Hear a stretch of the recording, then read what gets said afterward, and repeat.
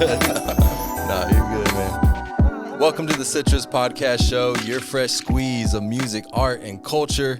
Today, our guest is Sacktown legend, R&B singer-songwriter Lucky Witherspoon. Sir, thank you, brother. Where are you coming from? Are you still local in Sac, or? Yeah, I'm in Sacramento still, yeah. Okay. Yeah. So out in the Thomas area. Okay. Yeah, man. Dope. You did a show recently at Harlows. Yeah. How was that? Harlows was incredible. Actually, I did a couple shows. I did 2 shows in 90 days, man. The first time was, man, it was crazy. Sac Stand Up, man. It was wrapped around, the J Street. Had to turn, a few people away. But it was incredible, man. It was sold out, right? Completely sold out, yeah. Damn. Found out later on that, maybe about 100 people didn't get in. The next time, I had a quote sold out, like 300 plus, but it was cool. It was, that second group, they came to really hear the music, so it was outstanding. How many shows have you done at Harlows? I've done 3. Yeah, I've done 3. I did one upstairs in the Starlight room as well. There's a couple different rooms at Harlows, or? Mm-hmm. Yeah, there's one upstairs. So I did one up there for Damon Owens, who's a pretty cool promoter that's here in Sacramento. But then I did 3 of my own there. You're gonna get your own pretty there pretty soon, man. Well, we were talking about that today. It's time for me to expand out. Maybe come out to Folsom. Maybe go out to Yoshi's. Okay. What's Yoshi's? Yoshi's is a spot in Jack London Square. Okay. Yeah, out in the Bay Area. So it's real nice. It was my dad's last 2 performances. One was at Yoshi's Legends of the Blues tour with Robert Lockwood Jr. Oh wow! And my dad and a few greats. And man, my dad called me on stage. Unbeknownst to me, he called me on stage and said, "Hey, look, man, if my son wants to come on this stage with all these legends, including myself, then I have enough nerve to call him." Yeah. And so I went up and sung with him. And not a dry eye in the building. So it is my goal to get back to Yoshi's, man, so I can do it for my pops. That's coming soon, man. Yeah. That's awesome. I wanted to talk a little bit about how we first met, actually. I have a picture we're going to pull up right here. We look way different than we do now. So we met at, so your son plays in the NFL. Yeah. Shout out to Ky Witherspoon. Shout out to Ky. And this is where we met. It was at the Rams game and the Niners. Yeah. I think it was before SoFi, actually, right? Yeah. It was in the Coliseum out there. Coliseum, dope. And it's funny because was he a rookie that year? Or he was a rookie. He was a rookie. Yeah. So I seen the jersey, right? And some of the rookie guys, you can't get their jerseys yet in the team store. So when I saw that, I was like, that must be Pops, right? Yeah. So that's right. That's right. I was like, are you Witherspoon's dad? That. Yeah, that's crazy. That's dope. And look how different we look here. Yeah, my hair was probably down to 2-3 back then. Well, my hair got blonde hair going on here. Yeah, man. But yeah, I think there's one more. Oh, wow. Here we go. Young Ky. Yeah, it's when I first met Ky. Wow. You took us back to the back of Levi's. Still do that, man, every game. I take a fan back, a family back. I do something every weekend. I either give a jersey or take somebody backstage. I just feel like it's my duty, man, to help somebody else live the dream that I've been blessed to live. That's so cool, man. It made me feel so special getting to go back there. Hey, man, I hope it still works. I do it every week. Yeah. And shout out to me, man. I've never missed a game in his life. Wow. Yeah. Hey, that's a real dad not right in the NFL, there. Not in college. Pee-wee, baseballs. He's a musician. I've never missed anything, man. Yeah. He or my daughter. Well, Ky doesn't look like that anymore. He's 6'4", 215 or something like that. Yoked. He's big, man. He's on the Rams now, right? Yes, sir. Yeah. Yes, sir. Yeah. There you go. You trained him, right, yourself? Yeah. Growing up, always, man. Every sport except soccer. That wasn't something, but I could, still teach him the fundamentals of athleticism for sure. So, what's a day in the life of Lucky Witherspoon when you're, not going to sporting events and you're not doing your music career? What do you like to do? Yeah, man, I think the most important thing that I like to do, man, is keep my house clean. I love doing yard work, man. Okay. I riding my Harleys. Oh yeah, you're into motorcycles. Yeah, old cars. I mean, I like doing stuff like that. Not a very big TV guy. Definitely not a movie guy. The thing that I do most, man, is I just like helping people out, man. My family, my daughter, my mother.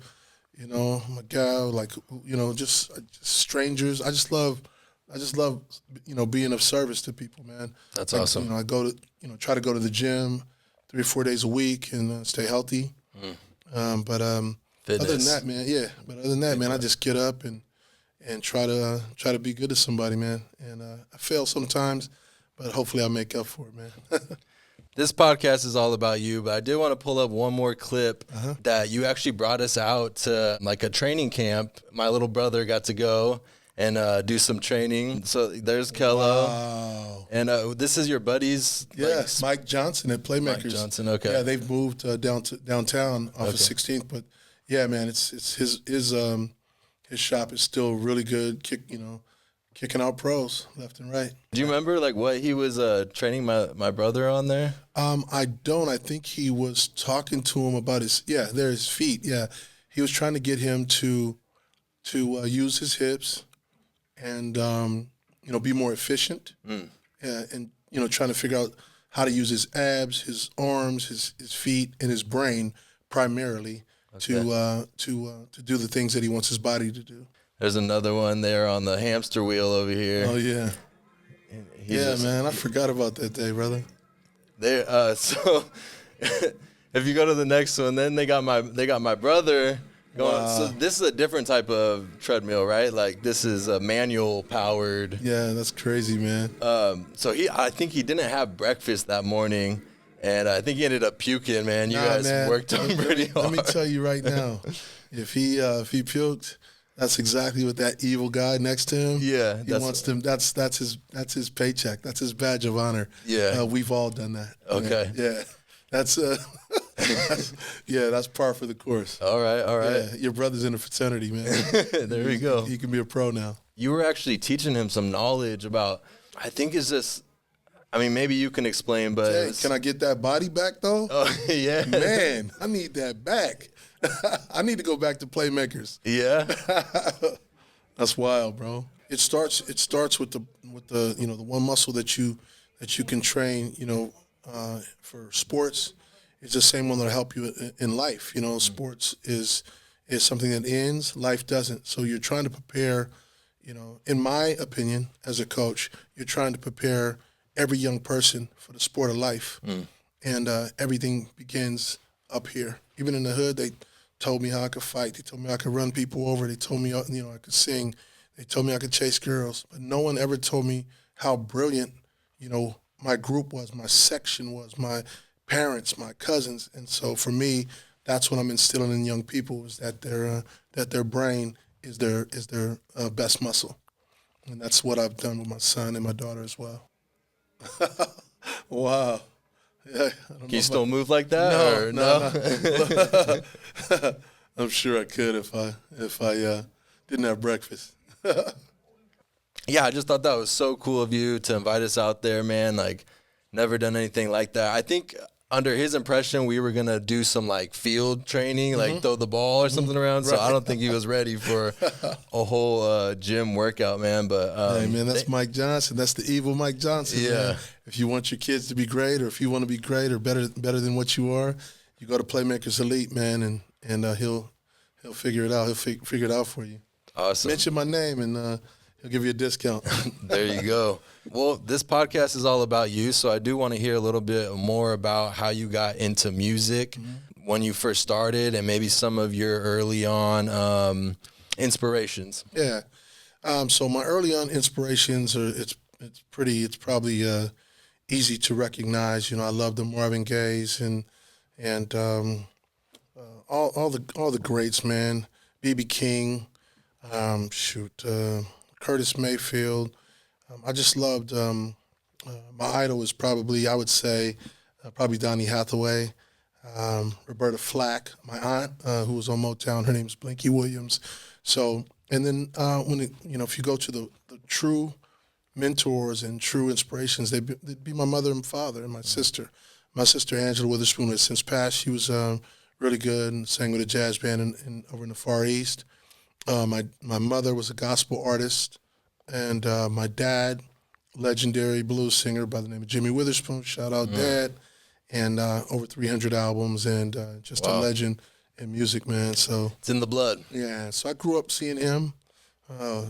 People on his label like War and Miles Davis and Wow. Tanya Tucker, War.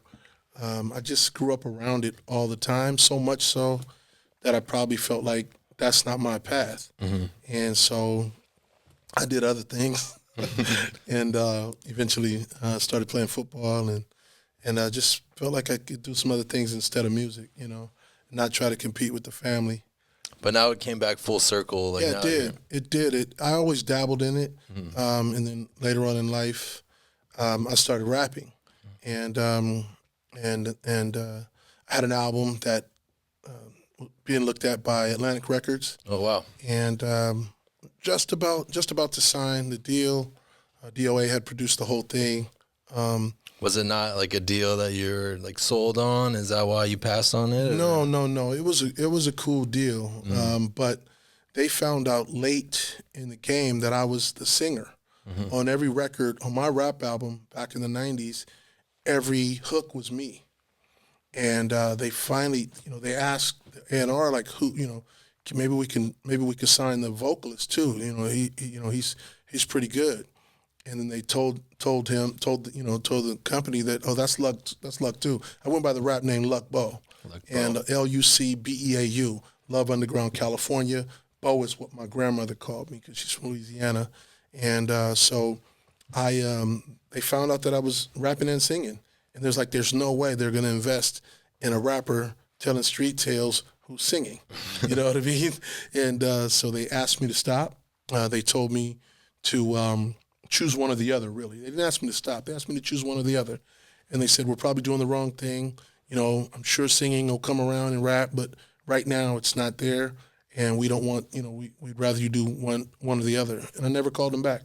And I had something else tugging at me, man. My son had just won the Little League World Series. Oh, wow. T-ball, 4 years old. And I was on tour. Kello was playing baseball? Yeah, Kello's he was an excellent baseball player. Okay. And so he was playing baseball. That was only 4 years old, won the little championship. And I was doing a little West Coast tour. Yeah. Arizona, Texas, Palm Springs, L.A., Stockton, and with the likes of the Booyah Tribe, E40, the Loonies. Sick With It Records. Yeah, it was a crazy little weekend. That's awesome. The tour buses, the weed, the whole, it was, police getting thrown out of buildings. The whole experience. The whole West Coast experience, And when I got back, my kid's mom's like, man, you missed the championship. I said, I didn't. I coached the championship. Yeah, but you missed the trophy presentation. And it hit me in my ears, man. And I was thinking, man, well, my dad was so cool, but he was traveling all over the world. He just wasn't there, all the time. He was so cool and so dynamic as a father. So you're kind of like, you don't want to be that. You want to be more. That's exactly. And it gave, when they told me, I had gotten past it, but when they told me to either rap or sing, that was my reason to say, never mind, I'm good. And I just became a father for real, brother, and I just never let up on it. That's very respectable. That's my favorite job ever, bro. Yeah. But now it's all coming back. Now that, your kids are all doing well, and now you have some time to kind of dive back into your passions of music. And let's talk about a little bit some of your projects that you've released and some songs you're proud about lately. Yeah, man. Well, let's just say it's full circle. I was always able to be in the studio with Derek Allen. He's like a brother to me. Joe Archie. Ivan Johnson through the years. Ivan Johnson, first person to put me on stage, really. Full circle. Same person who produced the rap album is producing my R&B, Yeah. And I didn't want him to know. It was about 6.5 years ago where I just found out that my friend, was recovering from cancer. His name is Brian Porter. And so I said, man, let me just go invest. If I fail, I still get to spend time with my buddy. Right. So we did about 6 songs, and I told him, don't tell D.O.A. We're like 3 Musketeers.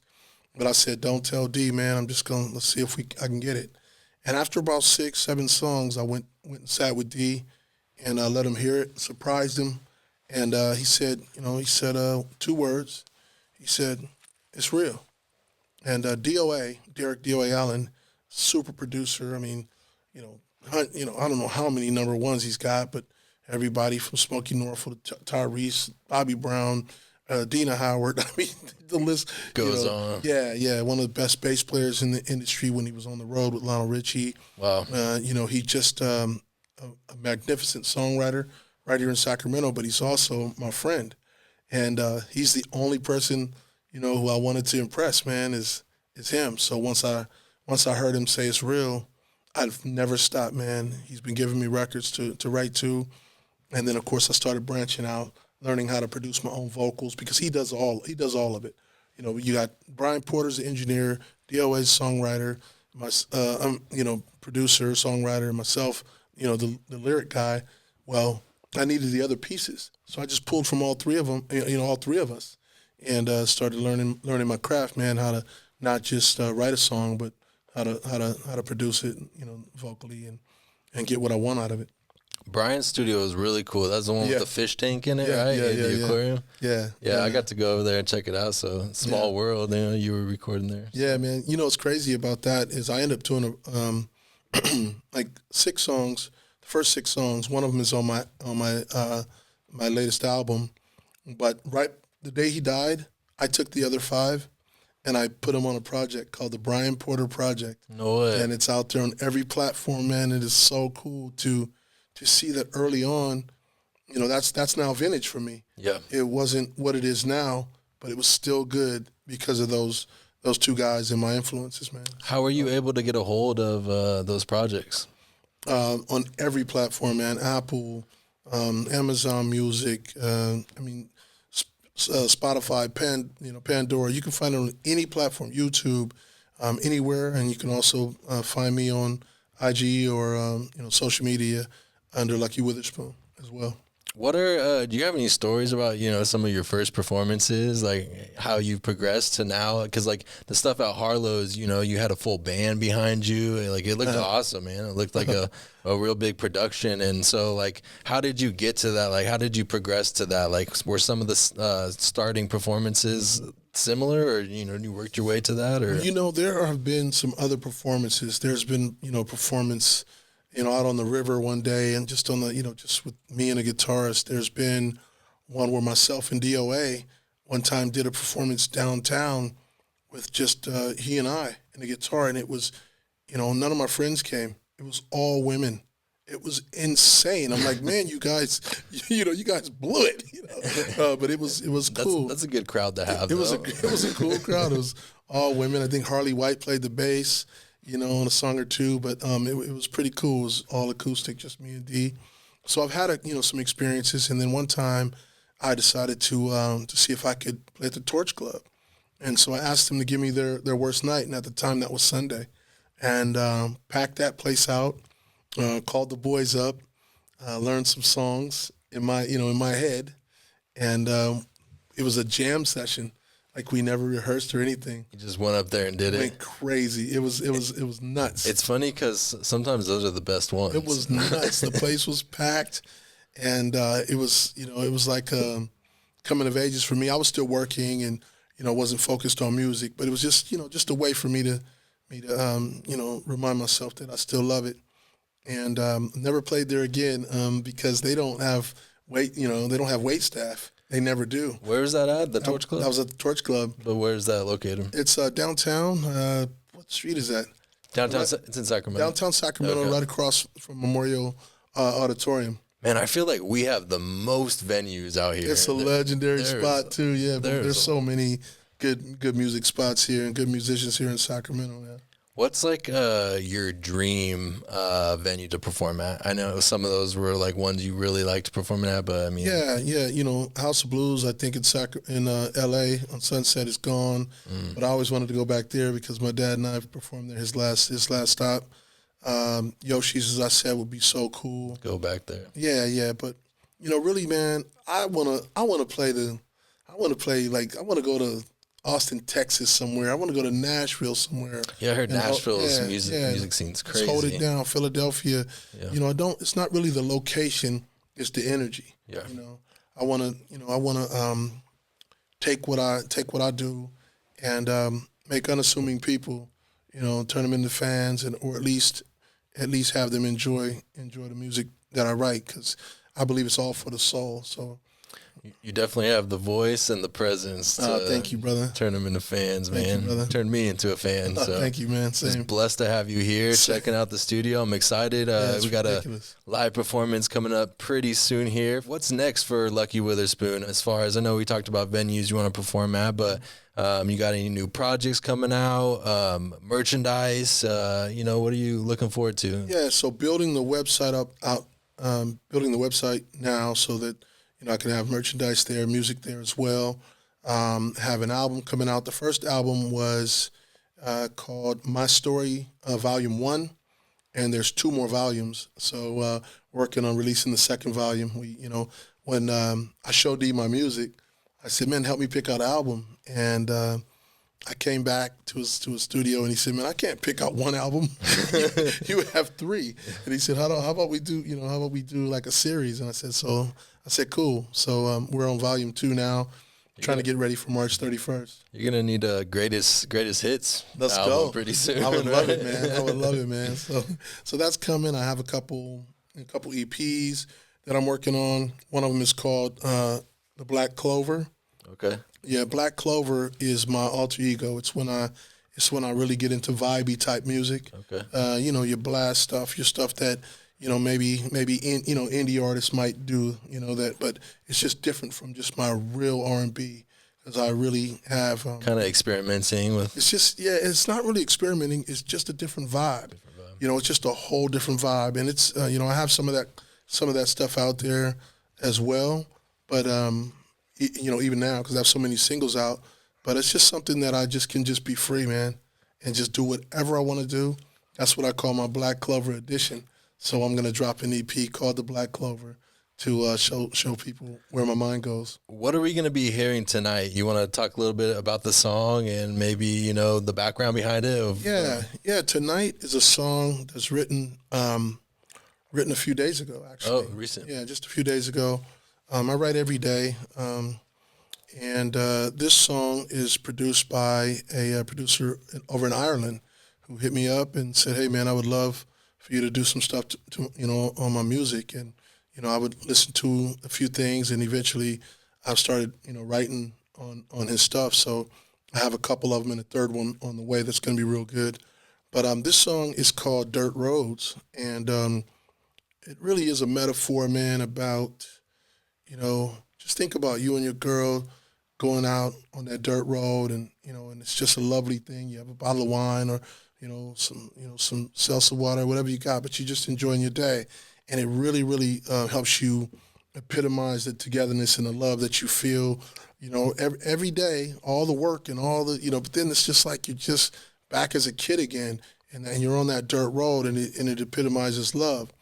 But a dirt road is also slippery. A dirt road is also bumpy sometimes, has some rocks on it. Yeah. So you also, in the midst of your day-to-day life, that dirt road is rocky, is bumpy sometimes, and those are the lows. And so to me, that's what love is. It's a collection of the lows and the highs, and both of them are on dirt roads. And nobody knows what that's like except for the people on that journey together. I love that concept, man. I love it. It's like I call it my folk soul edition. I got so many different styles, man, but that's my folk soul edition, man. To where it's not quite country, it's not quite rock. It's it's just kind of that's my new genre, folk soul. Awesome. That's so cool. Thank you, brother. This has been the Citrus Podcast Show, your fresh squeeze of music, art, and culture. You can follow us on Instagram at Citrus Podcast, and you can follow Lucky on Instagram at Lucky Witherspoon. All right, man. Well, thank you for coming and checking it all out. Dog. Tonight's live performance is by singer-songwriter Lucky Witherspoon, performing his original song, Dirt Roads.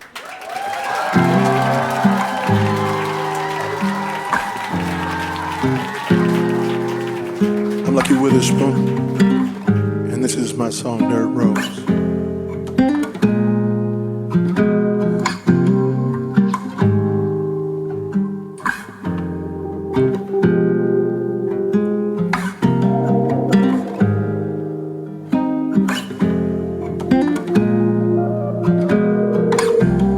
Dirt roads, waterfall. cause, nothing like time on my mind.